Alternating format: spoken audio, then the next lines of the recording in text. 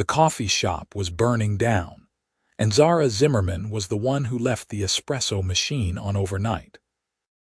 She stood on the sidewalk at 5:30 in the morning, watching flames lick through the windows of the small cafe she managed, her entire body numb despite the heat radiating from the building. Firefighters shouted instructions to each other while neighbors emerged from their apartments in robes and slippers, phones raised to capture the disaster. Zara felt like she was watching herself from somewhere far away, disconnected from the chaos unfolding before her. "Everyone is accounted for," a firefighter said, approaching her with a clipboard. "You're the manager?" "Yes." Her voice came out barely above a whisper. "The owner has been notified. You'll need to speak with investigators once we get this under control." She nodded, unable to form words. The cafe belonged to Mrs. Chen, a widow who had poured her life savings into the business after her husband died. Zara had worked there for 3 years, worked her way up from barista to manager, and now she had destroyed everything in one careless moment. She had been so tired last night, closing alone after a double shift, and she must have forgotten to check the machine before locking up. The sun rose over the city as the fire was finally extinguished, but Zara remained rooted to the spot, arms wrapped around herself, despite the mild September morning. She watched the firefighters pack up their equipment, watched the investigators enter the charred building, watched her entire world crumble into ash and smoke-stained water. Mrs. Chen arrived an hour later, her face pale and drawn. She took one look at the ruined cafe and burst into tears. Zara wanted to apologize, wanted to explain, wanted to throw herself at the older woman's feet and beg forgiveness, but her throat had closed up entirely. "I am so sorry," she finally managed, her voice breaking. "Mrs. Chen, I am so sorry." The older woman just shook her head, tears streaming down her face, and walked away without a word. Zara understood. There was nothing she could say that would fix this. By noon, Zara was unemployed. The investigators determined the fire had started with the espresso machine, just as she had feared. Mrs. Chen sent a text message that was professional and brief, informing Zara that her employment was terminated effective immediately. No final paycheck would be coming. The insurance investigation would determine if Zara was liable for damages. She sat in her studio apartment that evening, staring at her bank account on her phone. $417. Her rent was due in 2 weeks. She had no job, no references she could use now, and potentially a lawsuit hanging over her head. At 24 years old, she had just destroyed her life and someone else's in one moment of exhaustion and carelessness. The next morning, Zara forced herself out of bed and began applying for jobs. She filled out applications at every cafe, restaurant, and retail store within walking distance. She had no car, having always relied on the subway and her own 2 feet to get around the city. By the end of the week, she had applied to 47 positions and received exactly 0 callbacks. Word traveled fast in the service industry. Everyone knew about the fire. Everyone knew she had been responsible. No one wanted to hire someone who might burn down their business next. 2 weeks passed. Then 3. Zara's savings dwindled to nothing. She sold her laptop, her television, most of her clothes. She ate rice and canned beans and tried not to think about the future. Her landlord started calling about late rent. She stopped answering her phone. On a cold October morning, Zara walked 12 blocks to a staffing agency she had avoided out of pride but could no longer ignore. The office was cramped and smelled like industrial carpet cleaner. She filled out forms with hands that shook slightly from hunger and anxiety. "Your resume is pretty sparse," the woman behind the desk said, scanning the papers Zara had handed her. Her name tag read Gloria. I worked at the same place for 3 years, Zara explained. I was loyal. Why did you leave? Zara's stomach churned. She had debated lying, but what was the point? They would find out. Everyone always found out. There was a fire. It was my fault. I left a machine on overnight. Gloria's expression shifted from professional interest to cool distance. I see. I know how it sounds, Zara said quickly. But I am responsible. I am careful. It was one mistake in 3 years of perfect employment. I never called in sick. I never showed up late. I always went above and beyond. One mistake should not define my entire work history. One mistake that destroyed a business, Gloria pointed out. I know. Zara felt tears threatening but forced them back. I know what I did. I live with it every single day, but I need to work. I need to pay my rent and eat and survive, and I am willing to take anything. Anything at all, please. Gloria sighed, setting down the resume. I am not good at this, Zara continued, her voice breaking. I am not good at asking for help or admitting I messed up or begging for a chance. But I am desperate and I am a good worker and I am asking you to please help me find something. Anything. The older woman studied her for a long moment, then picked up her phone and made a call. Marcus, it's Gloria. I have someone here who might work for that estate position. I know it is last minute, but can you still use someone? She paused, listening. Okay, I will send her over today. Thanks. She hung up and scribbled an address on a piece of paper. This is a private estate in the hills. The owner needs someone for general household help. Cleaning, organizing, running errands, that kind of thing. It pays $15 an hour, and you will start immediately if he likes you. The last person quit without notice yesterday, so he is in a bind. Zara took the paper like it was a lifeline thrown to a drowning woman. Thank you so much. Do not make me regret this, Gloria said. If you mess this up, I am done, understand? I understand. The address led Zara far outside her usual radius, requiring 2 subway transfers and a 40-minute bus ride into the hills overlooking the city.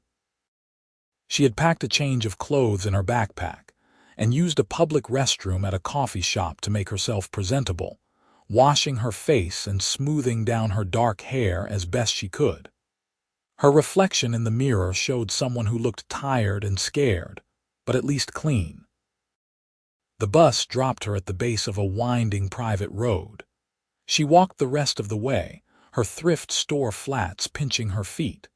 The houses up here were enormous, set back from the road behind gates and manicured hedges. She checked the address 3 times, certain she had made a mistake, but the numbers matched. The estate at the end of the road took her breath away. The house was modern and sprawling, all glass and clean lines, with a view that overlooked the entire city. Zara stood at the gate, suddenly aware of how out of place she was. This was not just wealthy. This was millionaire wealthy, possibly billionaire. She found the intercom and pressed the button with a shaking finger. Yes, a male voice answered, slightly impatient. I am here about the household position. Gloria from the staffing agency sent me. A pause. Come up to the house. The gate swung open with a mechanical hum, and Zara walked up the long driveway, her heart pounding. She half expected security guards or servants to greet her, but when she reached the front door, it opened to reveal a man who made her forget how to breathe for a moment. He was tall, well over 6 feet, with broad shoulders and the kind of build that suggested he actually used a gym rather than just paying for a membership. His dark hair was slightly messy, like he had been running his hands through it, and his eyes were an intense shade of blue that seemed to look straight through her. He wore jeans and a plain black t-shirt, somehow making casual look expensive. You are from the agency. It was not quite a question. Yes, I am Zara Zimmerman. He stepped aside to let her in. Warren Mitchell, come in. The interior of the house matched the exterior, all open space and clean lines and windows that framed the city view like artwork. Zara tried not to gape as she followed Warren through a living room that could have fit her entire apartment building.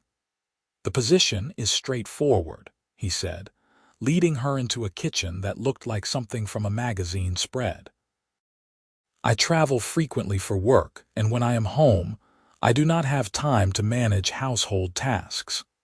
I need someone to keep the house clean, handle laundry, grocery shopping, meal preparation if you can cook, and general organization.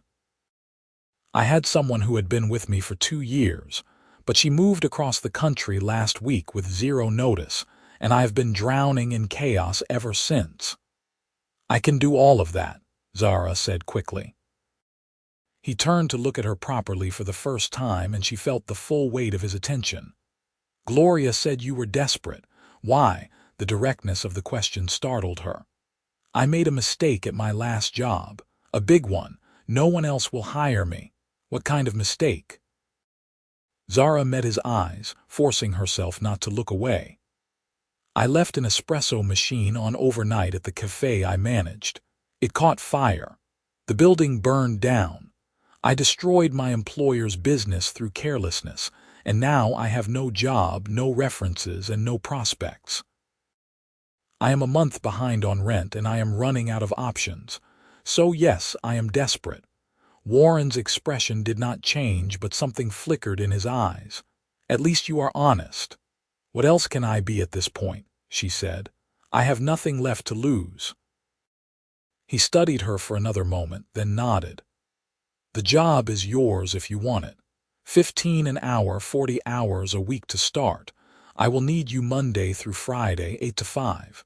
If I need weekend help, I will pay time and a half. You will have access to a credit card for household expenses, and I will provide detailed instructions for everything." "Can you start tomorrow?" Zara felt dizzy with relief. "Yes, absolutely yes." "Good. Let me show you around." The house tour took 20 minutes and left Zara's head spinning. There were 5 bedrooms, 6 bathrooms, a home office, a gym, a library, and a pool with an attached cabana. Every room was immaculate except for Warren's office, which looked like a paper bomb had exploded. Documents covered every surface, and his desk was buried under files and binders. "I am in commercial real estate development," he explained, noticing her gaze. "I manage several projects simultaneously, and right now I am in the middle of closing 3 major deals. I have not had time to organize anything in weeks." "I can help with this," Zara offered. "I am very organized. I used to handle all the inventory and scheduling at the cafe." He raised an eyebrow. "I would appreciate that, but start with the basics first. I need to know you are reliable before I let you touch business documents." The words stung, but she understood. She had to prove herself. That night, Zara returned to her apartment with a lightness in her chest she had not felt in months. $600 a week. It was not a fortune, but it was enough to survive. Enough to pay rent and eat real food and maybe, eventually, rebuild her life. She showed up at Warren's house the next morning at 7:45, 15 minutes early. He answered the door already dressed in a suit, expensive and perfectly tailored, looking like he belonged on a magazine cover. "You are early," he noted. "I would rather be early than late." Something that might have been approval crossed his face. "There is coffee made if you want some. I will be in my office if you need anything, but I have back-to-back calls all morning, so try not to interrupt unless the house is on fire." Zara flinched at the word fire, and Warren noticed. His expression softened slightly. "Sorry, poor choice of words. It is okay. I need to learn to hear it without falling apart." He left her with a list of tasks and disappeared into his office. Zara stood in the massive kitchen, looking at the detailed instructions he had written out, and felt something unfamiliar settle over her. Purpose. She had purpose again. She started with the kitchen, cleaning counters that were already mostly clean, organizing a pantry that was half empty and chaotic. She found expired food and made a list of groceries. She moved through the house methodically, vacuuming, dusting, scrubbing bathrooms until they gleamed. She worked through lunch, too focused to stop. At 3 in the afternoon, Warren emerged from his office, loosening his tie. He looked exhausted. "Have you eaten?" he asked. Zara shook her head. "I wanted to finish the downstairs first." "You need to eat. Take a break."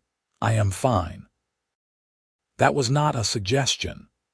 His tone was firm but not unkind. "There is food in the fridge. Make yourself something."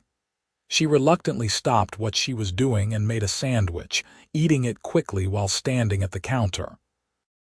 Warren poured himself coffee and leaned against the opposite counter, watching her.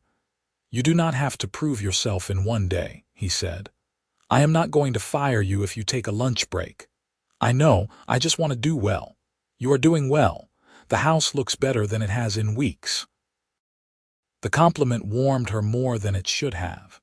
She finished her sandwich in silence, hyper-aware of his presence. Over the next few weeks, Zara settled into a routine. She arrived early every morning, worked her way through the house, and slowly brought order to the chaos Warren lived in. She learned his preferences, his schedule, his habits. He liked his coffee black, his kitchen spotless, his towels folded in thirds. He worked constantly, often taking calls late into the evening, his voice drifting through the house as he negotiated deals she could not begin to understand. He was demanding but fair, expecting excellence but never asking for the impossible. He noticed when she did something well and told her so. He also noticed when she skipped lunch or stayed late without claiming overtime, and he called her out on both. "You need to take care of yourself," he said one evening when he found her organizing his office at 6:30. "I am not paying you to work yourself to death. I am almost done." "Zara." He said her name in a way that made her stop and look at him. "Go home. That is an order." She went home but thought about him the entire subway ride. It was dangerous, she knew, to let herself feel anything for Warren Mitchell. He was her employer, and more than that, he was completely out of her league. Men like him did not fall for women like her. Men like him dated models and socialites, not broke former baristas who had burned down businesses. But she could not help noticing things. The way he rubbed the back of his neck when he was stressed. The rare smile that transformed his entire face. The kindness in his eyes when he asked how she was doing, like he actually cared about the answer. One morning in late November, Zara arrived to find Warren in the kitchen making breakfast. It was the first time she had seen him cook anything more complicated than coffee. "You are here early," she said, setting down her bag. "I have a flight to Chicago at noon. Thought I would fuel up first." He gestured to the stove. "Want some? I made too much." She hesitated, then nodded. They sat at the kitchen island together, eating scrambled eggs and toast while morning light poured through the windows. It felt strangely intimate, domestic in a way that made her chest ache. "How long will you be gone?" she asked. 3 days. Maybe 4, depending on how the meetings go. He paused. "I will need you to handle some things while I am away." I left a list on the counter. "There are some deliveries coming and the landscapers will be here Thursday. Can you coordinate that?" "Of course." "Good." He finished his coffee. "You have been doing excellent work, by the way. I know I do not say it enough, but I appreciate how reliable you are. It makes my life significantly easier." Zara felt heat creep into her cheeks. "Thank you. That means a lot." He left an hour later with a sleek carry-on bag and a distracted goodbye. The house felt empty without him, too large and too quiet. Zara worked through her tasks but found herself missing his presence, the sound of his voice on calls, the way the space felt alive when he was in it. She was in trouble, and she knew it. Warren returned on a Thursday evening, looking rumpled and tired.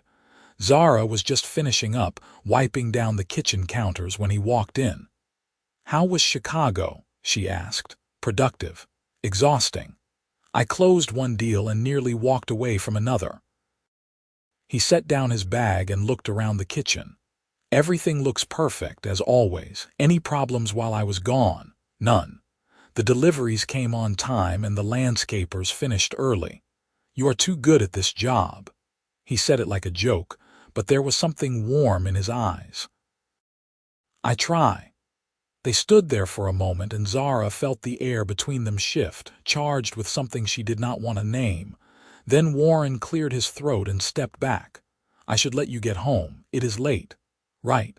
"Yes." She grabbed her coat and bag, suddenly clumsy. "I will see you Monday." "Zara." He stopped her before she reached the door. "Would you want to stay for dinner? I was going to order something and I could use the company. Only if you want to, no pressure." Her heart kicked against her ribs. "I would like that." They ordered Thai food and ate in the living room, sitting on opposite ends of the enormous couch with takeout containers spread on the coffee table. Zara had never been in this room except to clean it, and it felt strange to be here as something other than the hired help. "Tell me about yourself," Warren said, spearing a piece of chicken.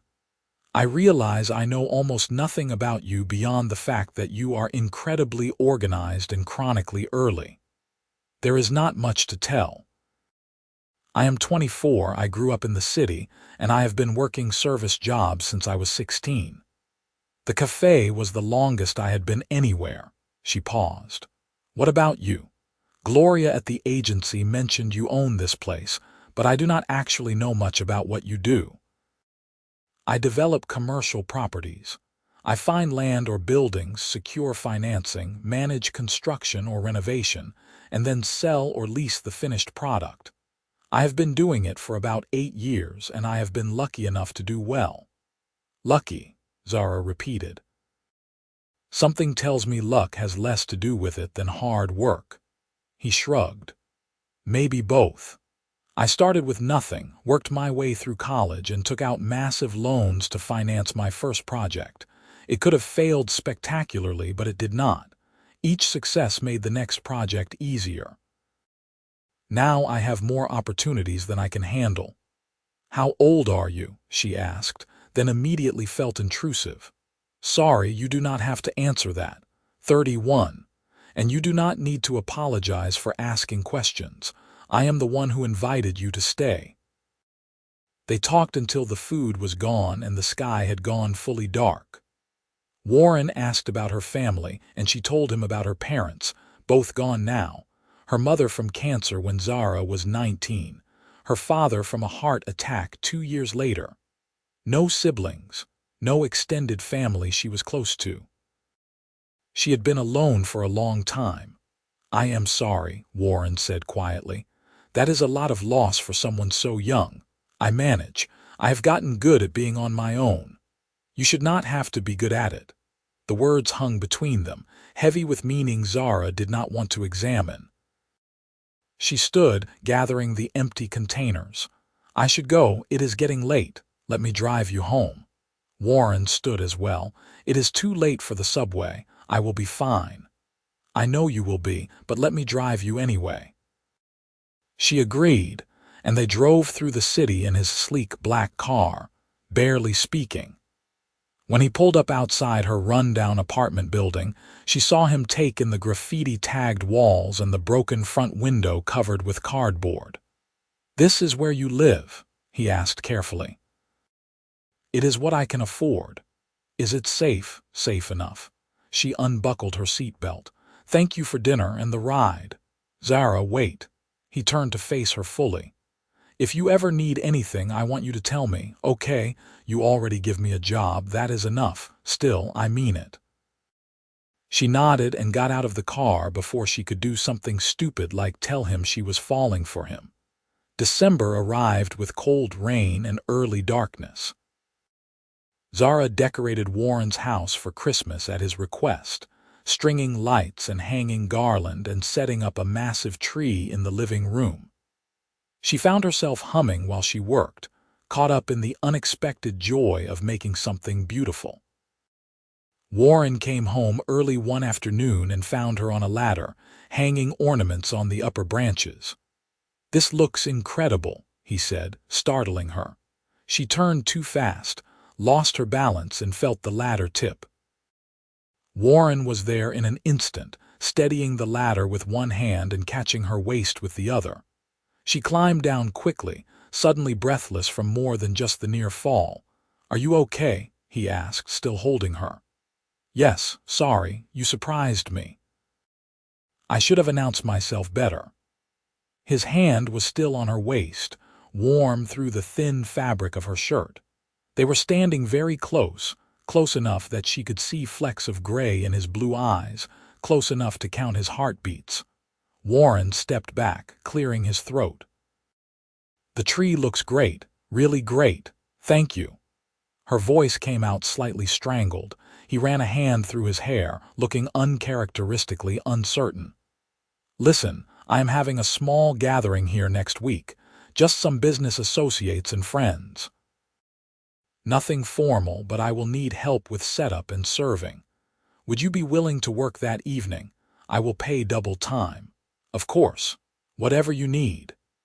The gathering turned out to be 30 people in cocktail attire, drinking expensive wine and discussing investment opportunities.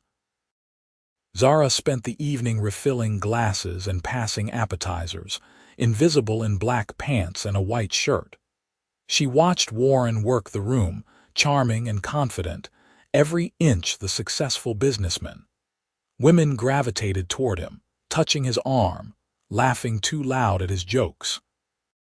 She tried not to feel the sharp stab of jealousy and failed. "Who is she?" Zara heard one woman ask Warren, nodding toward her. "My household manager," Warren replied smoothly. "Best hire I have ever made." It should have felt like a compliment. Instead, it felt like a reminder of exactly what she was. An employee. Nothing more. The party ended after midnight. Zara cleaned up while Warren said goodbye to the last lingering guests. When the door finally closed behind them, he leaned against it with a sigh. "I hate those things," he said. "You seemed like you were enjoying yourself. That is called acting." He walked over to where she was boxing up leftover food. "You do not have to clean all this up tonight. It is late." "I am almost done." "Zara, stop." He caught her hand and she froze. "You have been here since 8 this morning. It is 1 in the morning now. That is 17 hours. Go home, please." She looked at their joined hands, his large and warm around hers. "Okay, I will drive you." They made the drive in silence. When Warren pulled up outside her building, he put the car in park but did not say anything for a long moment. "Can I ask you something?" he finally said. "Sure." "Do you ever do anything for yourself? Anything that is not work or surviving or taking care of other people?" The question caught her off guard. "I do not have time for much else. That is not living. That is just existing. It is all I can manage right now." Warren turned to face her. "What if it did not have to be? What if you had more than just enough to survive?" Her heart was beating too fast. "What are you saying?" "I am saying you deserve better than this." He gestured at her building. "Better than a place that is barely safe. Better than working yourself to exhaustion. You are smart and capable, and you should not be struggling this hard just to exist." "I made mistakes." "This is the consequence. One mistake. One mistake when you were exhausted from working too hard for too little pay. That should not define the rest of your life." She felt tears sting her eyes. "Why do you care?" "Because I see you," he said quietly. "I see how hard you work, how much you give, how little you allow yourself to have. And it kills me to watch you settle for crumbs when you deserve a feast." A tear slipped down her cheek before she could stop it. Warren reached out and gently wiped it away with his thumb. "I care about you," he said. "More than I should, probably. more than is strictly appropriate for an employer, but I do. Warren, you do not have to say anything, I just needed you to know." He drove away before she could respond, leaving her standing on the dark street with her heart in pieces. The next morning, Zara almost called in sick.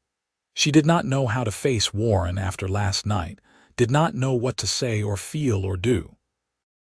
But she had never missed a day of work in her life, and she was not about to start now. She arrived at 8 to find Warren in the kitchen, looking like he had not slept. "Hi," he said, setting down his coffee. "Hi." They stared at each other for a long moment. Then Warren said, "I am sorry if I made you uncomfortable last night. That was not my intention." "You did not make me uncomfortable. No, no, you confused me. You made me hope for things I should not hope for, but you did not make me uncomfortable." He took a step toward her. "What kind of things?" Zara forced herself to meet his eyes. "Things like thinking that maybe you could care about me as more than just someone who cleans your house. Things like imagining what it would be like if the distance between us was not so vast. Things that are foolish and impossible." "What if they are not impossible? You are a millionaire. I am broke and scraping by. You have a perfect life and I burned mine down. We exist in completely different worlds." "So what?" Warren closed the distance between them. "None of that matters. Money does not matter. The past does not matter. What matters is right here, right now, and how I feel about you." "How do you feel about me?" she whispered. "Like I cannot breathe properly when you are not around. Like every room is better when you are in it. Like I have been waiting for you without knowing I was waiting." He cupped her face in both hands. "I am falling for you, Zara, hard and fast and completely." She closed her eyes, tears spilling over. "I do not know how to do this. I do not know how to be with someone like you. I am not good at this. Then I will teach you." He kissed her forehead, soft and gentle. "I will teach you what it feels like to be cared for, to be chosen, to be loved." Zara opened her eyes and looked at him, this beautiful man who somehow saw something valuable in her broken pieces. "I am scared." "Me too. But I think you are worth being scared for." She kissed him then, rising on her toes and pressing her lips to his. Warren made a sound low in his throat and pulled her closer, one hand tangling in her hair while the other wrapped around her waist.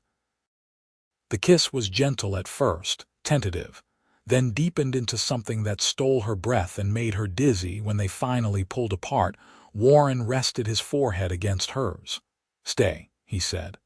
"Not as my employee, as my partner, as someone I am building something with. I do not understand. Move in here, not in some servant capacity, but as someone who shares this space with me, someone I come home to, someone I wake up next to. That is insane. We barely know each other." "I know enough. I know you are kind and hardworking and loyal. I know you make me laugh without trying.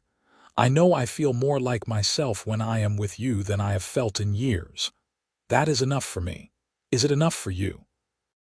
Zara thought about her cramped studio apartment, about eating rice and beans for dinner, about the constant fear that she was one mistake away from homelessness. She thought about how safe she felt here in this house, with this man. She thought about the way Warren looked at her like she was something precious. "Yes," she said. "Yes, it is enough." They spent the rest of that day talking, figuring out logistics and boundaries and what this new relationship would look like. Warren insisted she take the guest room next to his bedroom, giving her space and privacy.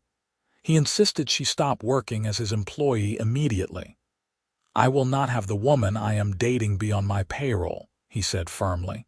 "That is non-negotiable, but I need to work. I need to contribute something. Then go back to school, learn something you have always wanted to learn, find a career you are passionate about. I will cover your expenses until you get on your feet." "I cannot let you do that." "Why not?" "Because it is too much. Because I need to earn my own way. Because I do not want to be some kept woman who lives off your money." Warren took her hands. This is not about keeping you or controlling you. This is about giving you room to breathe, to heal, to discover who you are when you are not in survival mode. Let me give you that, please. She wanted to argue, wanted to insist she could do it herself, but the truth was she was exhausted. Exhausted from years of barely scraping by, from working multiple jobs, from never having enough.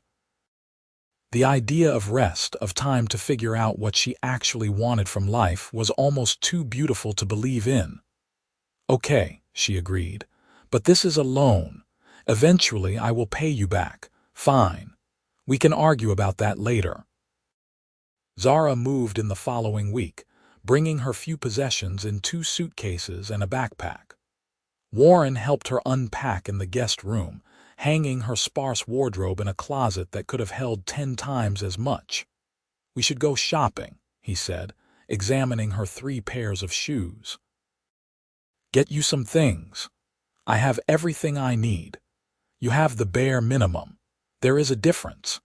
She let him take her shopping that weekend, overwhelmed by his generosity as he bought her clothes and shoes and little luxuries she had never allowed herself. They had lunch at a restaurant where the menu had no prices, and Warren ordered wine that probably cost more than her old monthly rent. This is too much, she said, watching him casually sign the check. This is how I want to treat you. Let me. I do not know how to accept this. Warren reached across the table and took her hand. Then learn. Let me teach you how to receive, how to be cared for, how to let someone else carry some of the weight. You have been alone and struggling for so long. You do not have to anymore. That night, lying in her comfortable bed in Warren's guest room, Zara stared at the ceiling and tried to process the turn her life had taken. 2 months ago, she had been jobless and hopeless, watching her entire world burn. Now she was living in a mansion with a man who looked at her like she hung the moon. It felt too good to be real. She kept waiting for the other shoe to drop. Warren seemed determined to prove it was real. He took her to dinner several times a week, learned what foods she liked, what music made her smile. He asked about her dreams, her fears, her hopes for the future. He listened like every word mattered. He also taught her about his world. He explained his business deals over breakfast, walked her through his investment strategy, showed her the properties he was developing. He valued her opinion, asking what she thought about designs and locations. You have a good eye, he told her one evening, spreading blueprints across the kitchen island. Look at this retail space. What do you think? The layout is awkward, she said, studying the plans. The entrance is too far from the parking and the bathrooms are in a weird spot. Customers will not want to walk through the whole store to find them. Warren stared at the plans, then at her. You are absolutely right. My architect is going to hate you for catching that, but you are right. Sorry. Do not apologize. I am bringing you to my next design meeting. Warren, I do not know anything about commercial development. You know what makes sense and what does not. That is more valuable than technical knowledge. He started including her in his work, asking her to review plans and proposals. Zara discovered she had a knack for seeing problems others missed, for thinking about spaces from a practical user perspective. Warren's business partners were initially skeptical of her presence, but her insights won them over. Your girlfriend is sharper than most of my paid consultants, one of them told Warren after a meeting. Where did you find her? She found me, Warren said, smiling at Zara in a way that made her heart flip. Christmas came, and Warren surprised her with a small velvet box. Inside was a delicate gold necklace with a tiny pendant shaped like a coffee cup. So you never forget where you came from, he said softly, and how far you have come. Zara burst into tears, and Warren pulled her into his arms, holding her while she cried. She gave him a framed photograph she had taken of the city view from his house at sunset, something she had spent weeks getting perfect. "It is how I see this place," she explained. "Beautiful and full of light, like what my life has become since I met you." Warren kissed her then, slow and sweet, and Zara felt something settle in her chest. Safety. Belonging. Home. They spent the holiday together, just the two of them, cooking an elaborate meal that they mostly burned because they kept getting distracted kissing in the kitchen. They laughed until they cried, ate pizza instead of the ruined turkey, and fell asleep on the couch tangled together. New Year's Eve, Warren took her to a charity gala. Zara wore a dress he had bought her, midnight blue and elegant, and felt like she was playing dress up. But Warren kept his hand on the small of her back all night, introducing her to everyone as his girlfriend, his partner, the most important person in his life. "You look nervous," he murmured in her ear during dinner. "I am terrified. Everyone here is important and accomplished, and I am just me." "You are brilliant and beautiful, and you belong here as much as anyone." He kissed her temple. "I am so proud to be with you." At midnight, they stood on a balcony overlooking the city, watching fireworks explode in the distance. Warren pulled her close, wrapping his coat around both of them. "This year is going to be incredible," he said. "I can feel it. I am scared to hope for that. Then let me hope for both of us. Let me believe enough for two people until you can believe it yourself." She kissed him as the clock struck 12, tasting champagne and promises on his lips. January brought a cold snap and a new rhythm to their relationship. They started having breakfast together every morning, Warren reading the news on his tablet while Zara sketched design ideas in a notebook he had given her. She was considering going back to school for interior design, something that had always interested her but seemed impossibly out of reach before. "You should do it," Warren encouraged. "You have a gift for spatial planning.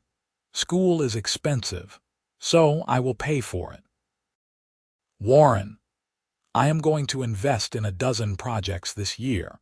Let me invest in you too. You are worth more than any building." She enrolled in community college for the spring semester, starting with basic design courses. The first day, she felt out of place among the younger students, but the material captivated her. She came home babbling about color theory and space planning, and Warren listened to every word with a smile on his face. "I love seeing you like this," he said one evening as she showed him her homework. "Excited and engaged and passionate about something. I forgot what this felt like, having something that is mine, something I am building. You are going to be amazing at this." Valentine's Day arrived, and Warren planned an elaborate evening.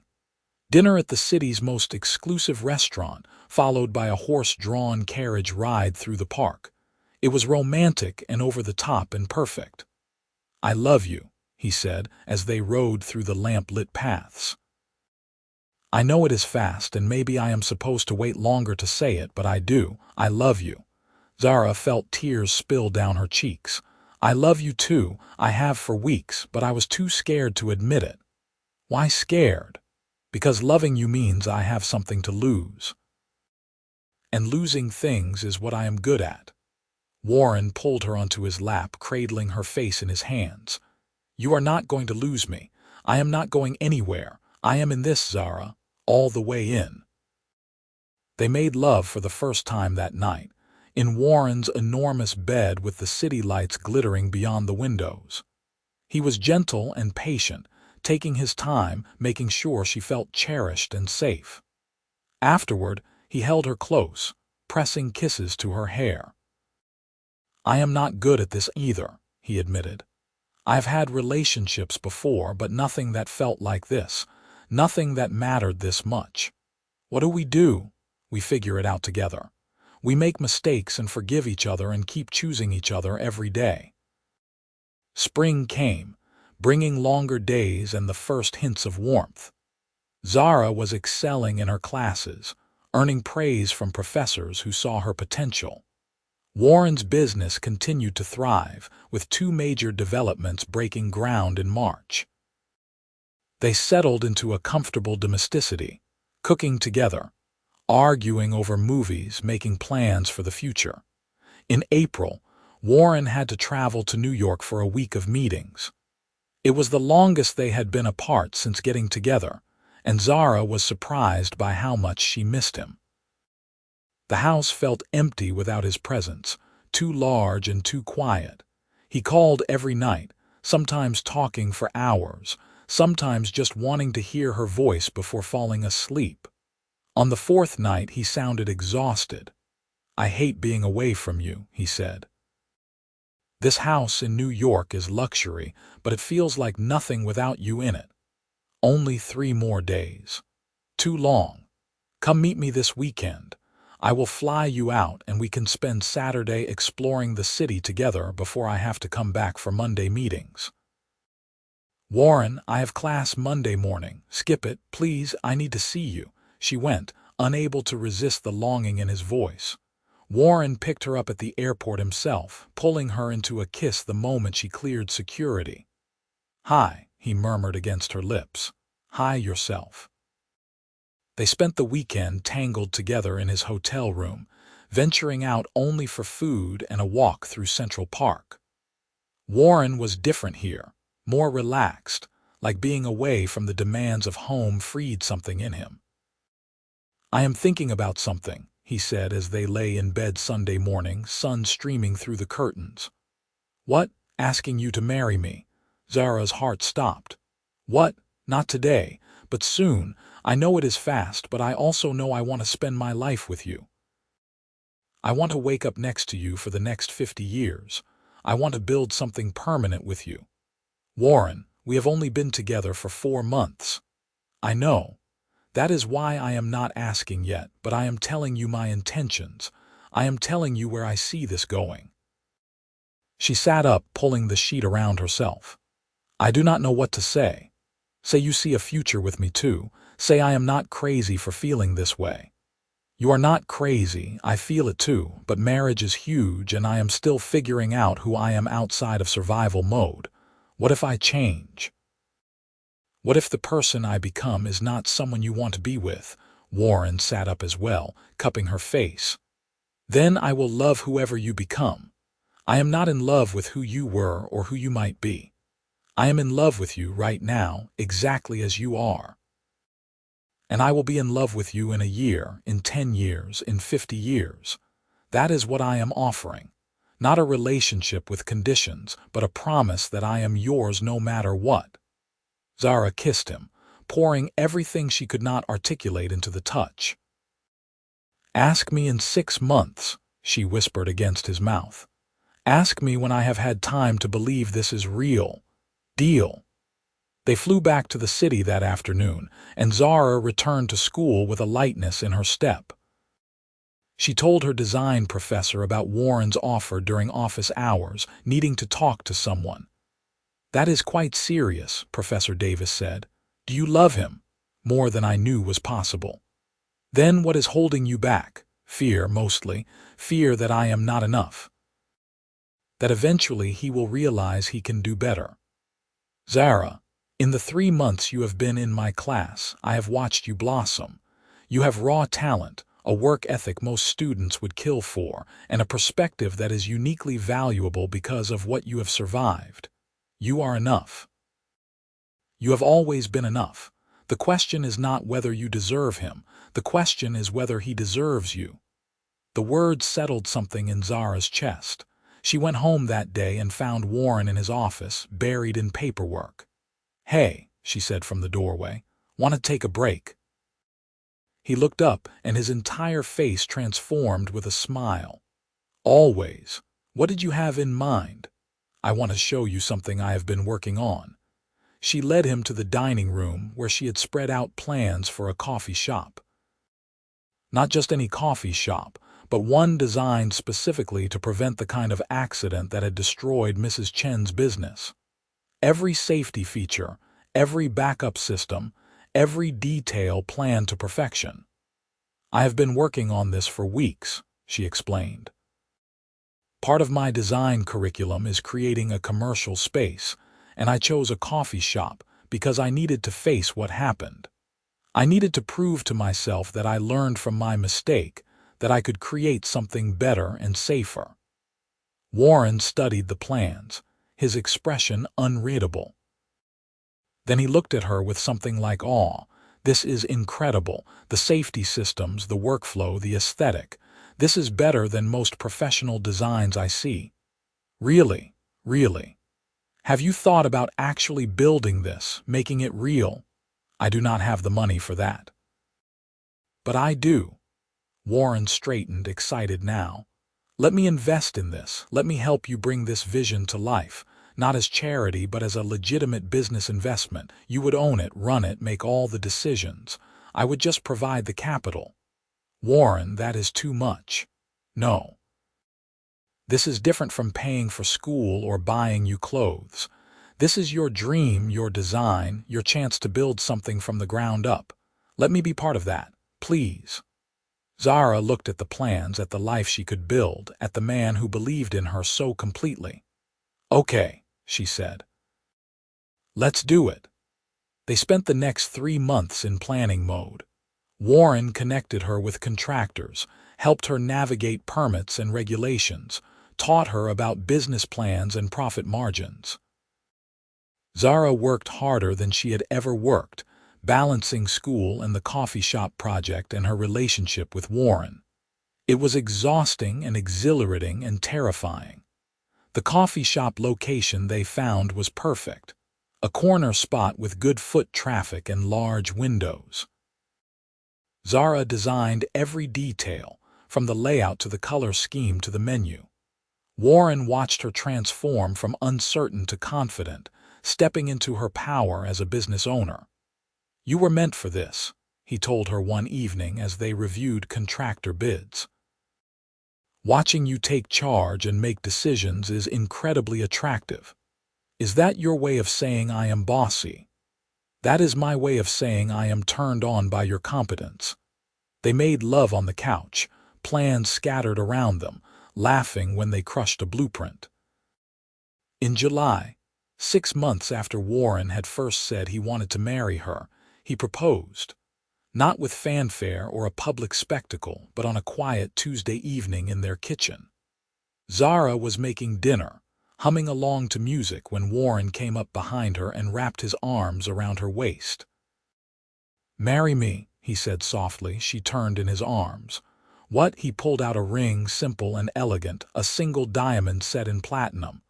"Marry me. Build a life with me. Let me be your partner in everything. Say yes." "Yes."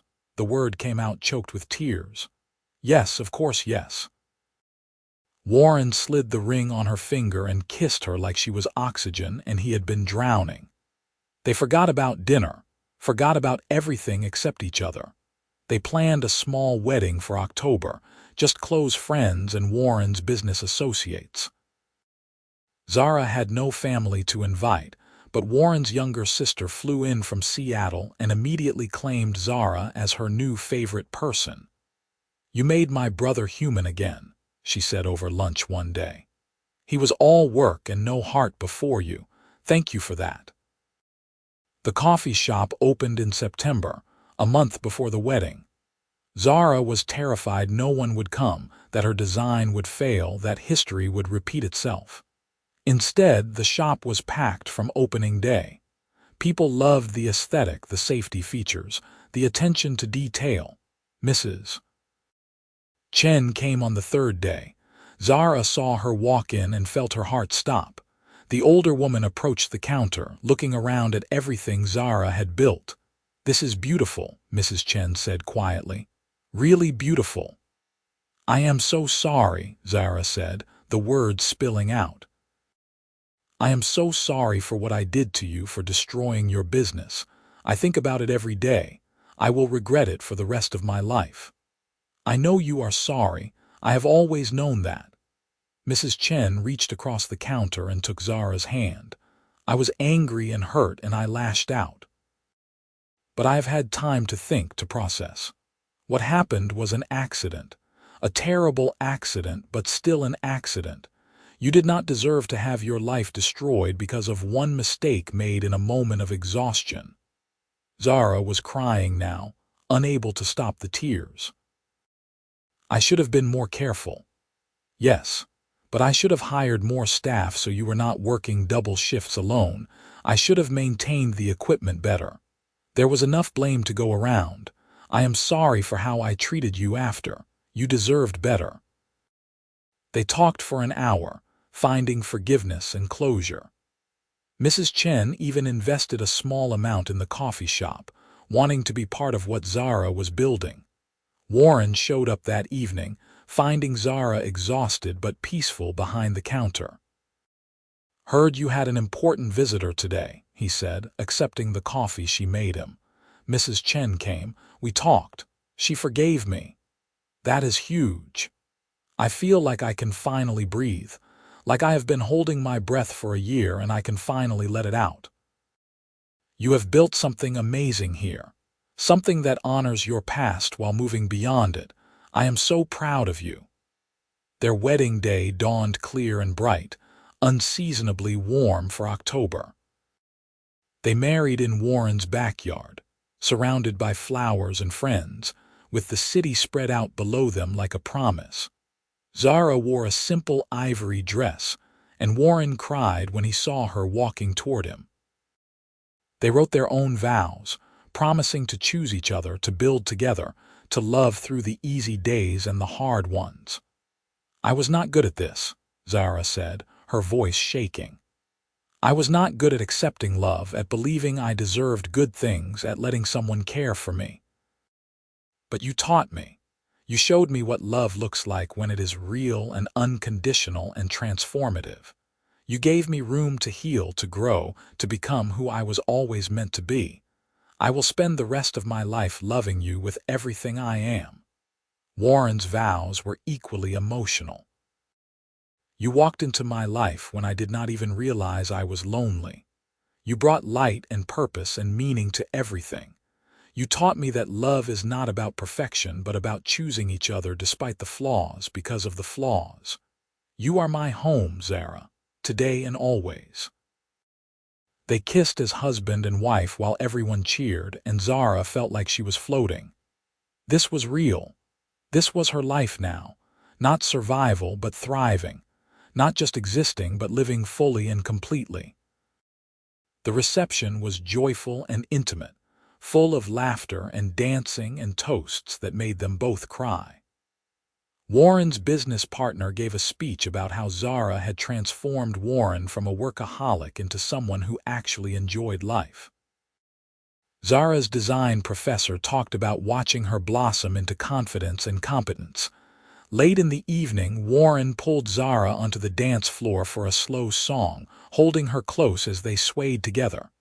"Happy," he murmured in her ear, deliriously. "You, more than I have words for. Thank you for saying yes to me, to this life, to everything. Thank you for seeing me when I was invisible, for believing in me when I had stopped believing in myself, for teaching me about love." They danced until the stars came out, until the last guest left, until it was just the two of them in their home. Warren carried her over the threshold like she weighed nothing, both of them laughing. "I love you, Mrs. Mitchell," he said, setting her down gently. "I love you too, Mr. Mitchell."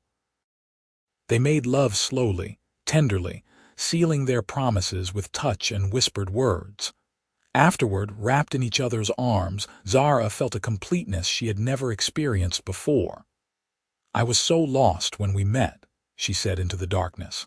"I thought I had ruined my entire life beyond repair. You just needed someone to believe in you until you could believe in yourself. You did more than believe. You showed me how to live again, how to dream again, how to love and be loved. That was all you. I just gave you space to do it."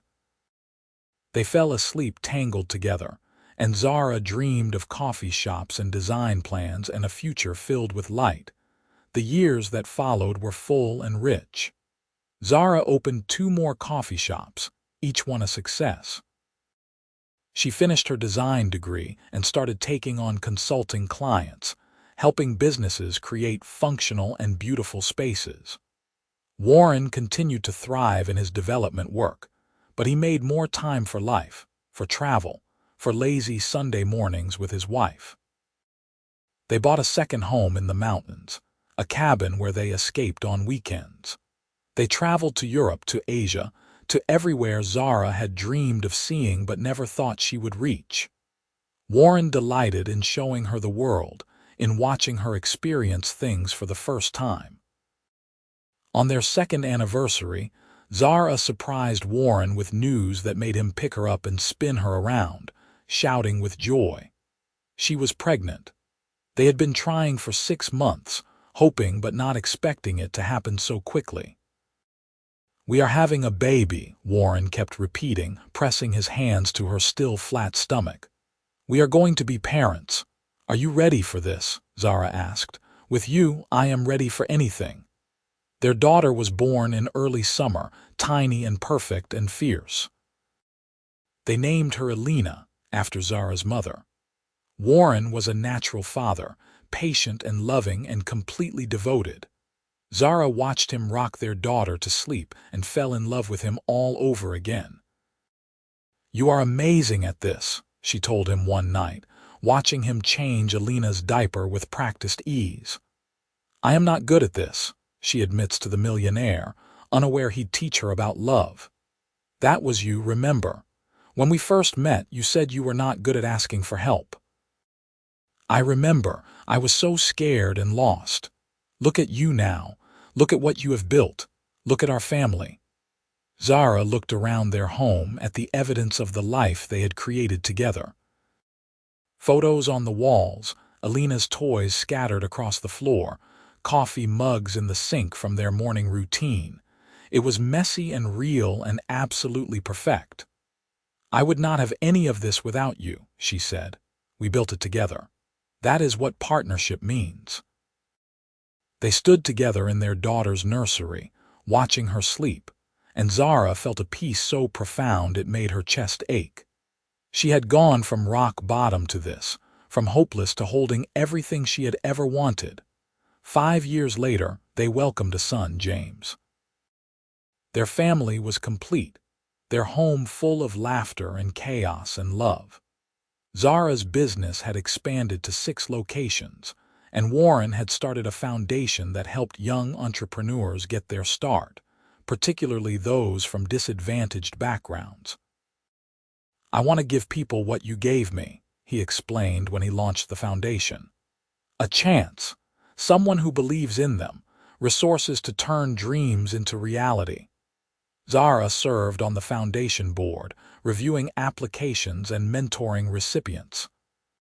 She never forgot where she came from, never forgot the feeling of having nothing and no one. She made sure every person they helped knew they were seen, valued, believed in. On their 10th anniversary, they returned to the spot where Warren had proposed, their kitchen counter where everything had changed. The kids were with Warren's sister for the weekend, giving them rare alone time. 10 years, Zara said, leaning against the counter. "It feels like yesterday and forever at the same time. Best decade of my life, no contest." Warren pulled her close. "Want to know a secret? Always. I fell in love with you that first day. When you stood in my kitchen and told me you had burned down a cafe, when you looked at me with those scared eyes and admitted you were desperate. I saw your strength, your honesty, your refusal to give up even when everything was against you. I knew right then that you were special. I thought I was just applying for a job. You were applying for so much more. You just did not know it yet." Zara kissed him, pouring 10 years of love and gratitude into the touch. "Thank you for teaching me," she whispered against his lips. "Teaching you what? How to be loved. How to accept good things. How to believe I deserved happiness. I was so broken when we met, and you helped me put myself back together. You were never broken. You were just bent under weight that was too heavy to carry alone. All I did was help share the load." They spent the evening cooking together, drinking wine, talking about everything and nothing. They made love with the familiarity of a decade together, knowing exactly how to touch, to move, to make each other feel cherished. Later, wrapped in sheets and moonlight, Warren said, "What do you think 20-year-old Zara would say if she could see us now? She would not believe it. She would think it was impossible. But it is not. It is real and earned and ours. Because you believed in me when no one else did. Because you were worth believing in. Because you fought for yourself even when it would have been easier to give up. Because you had the courage to accept help and the strength to build something from it." He kissed her forehead. "I am not the hero of this story, Zara. You are." She fell asleep in his arms, grateful beyond measure for the life they had built together. From ashes and ruin, from rock bottom and desperation, they had created something beautiful. A love that was real and tested and true. A family. A partnership. A home. The coffee shop where it all started still bore her name, still served drinks she had designed. Sometimes Zara visited, watching new employees work behind the counter, and remembered the girl she used to be. Lost and scared and certain she had ruined everything beyond repair. That girl could never have imagined this. Could never have believed that one moment of vulnerability, one admission of weakness, would lead to everything she had ever wanted. "I am not good at this," she had said to the millionaire, unaware he would teach her about love. But he had taught her. And she had learned. And together, they had built a life that was more beautiful than any dream. Years continued to pass, bringing graduations and holidays and ordinary moments that felt extraordinary. Alina grew into a confident teenager who wanted to be an architect. James discovered a passion for cooking and spent hours in the kitchen with his parents.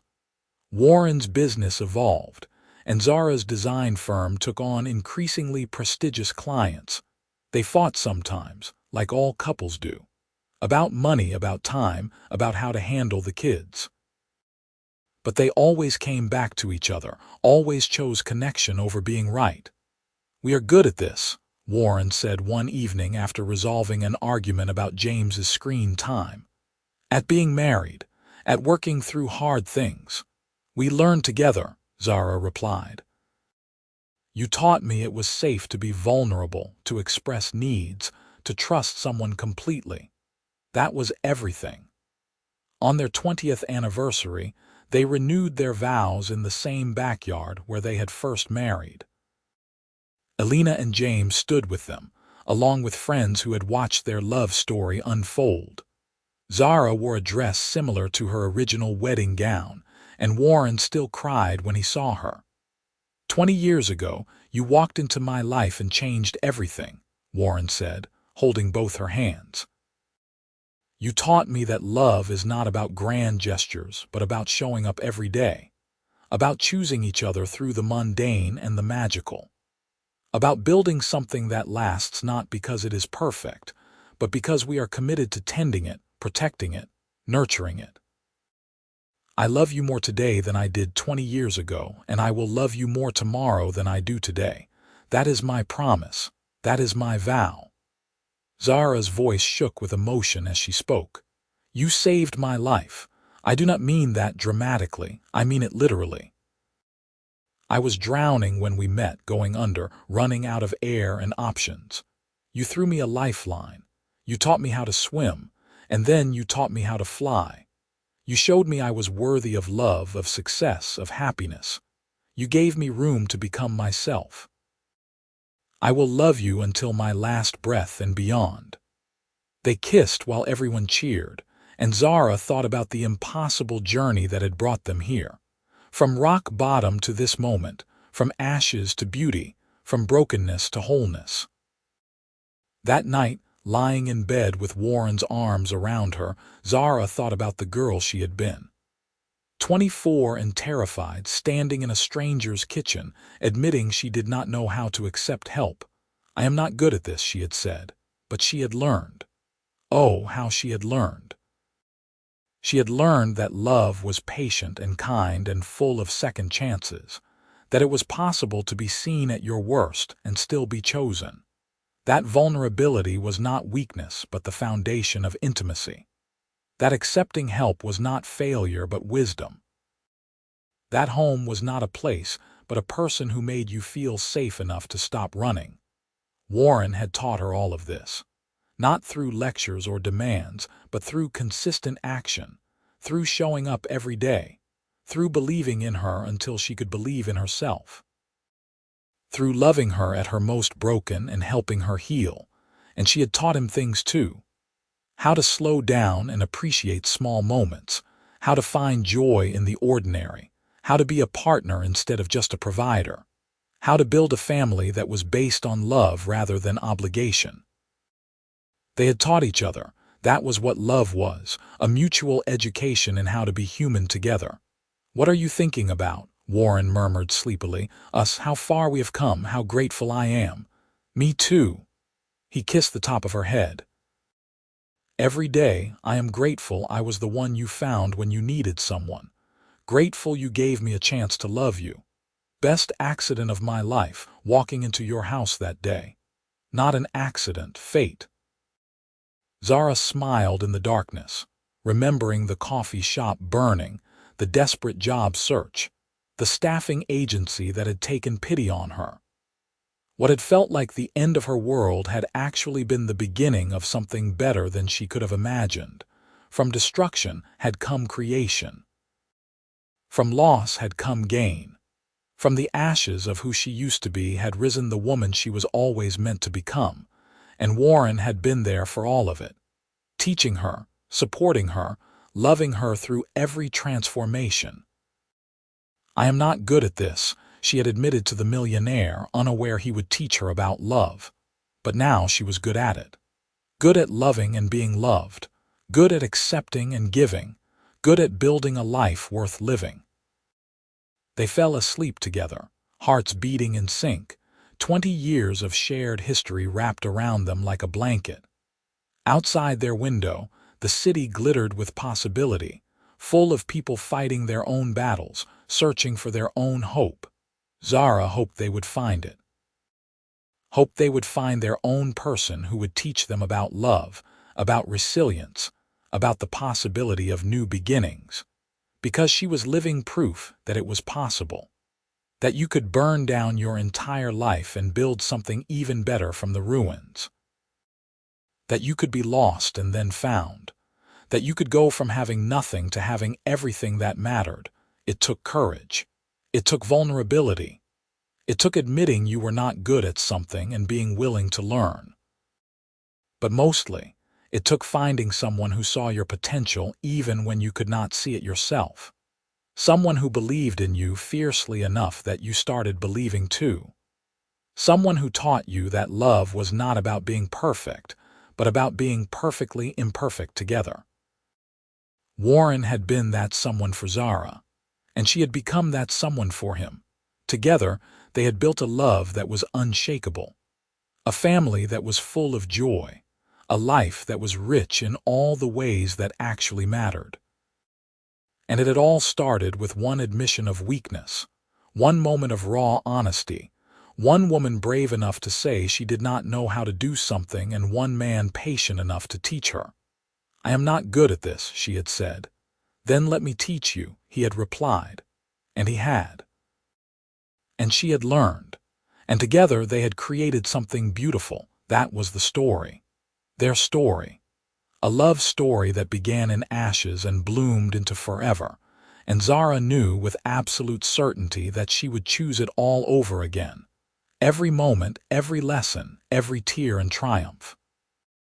Because it had led her here, to this life, to this man, to this love. She fell asleep smiling, grateful for the fire that had destroyed her old life and made room for this new one. Grateful for the desperation that had led her to Warren's door. Grateful for every stumble and victory on the journey from who she was to who she had become. Most of all, she was grateful for the man sleeping beside her, who had seen her at her lowest and loved her anyway. Who had taught her about love when she did not even know she needed the lesson. who had chosen her every single day for 20 years. I am not good at this, she had said, and he had taught her how to be. Not just good, but great. Not just at love, but at life. Not just at accepting, but at giving. That was the gift he had given her. And she had spent 20 years giving it back to him, teaching him in return, building something together that was greater than either of them alone. That was love. That was partnership. That was the life they had built from nothing, and it was more than enough. It was everything.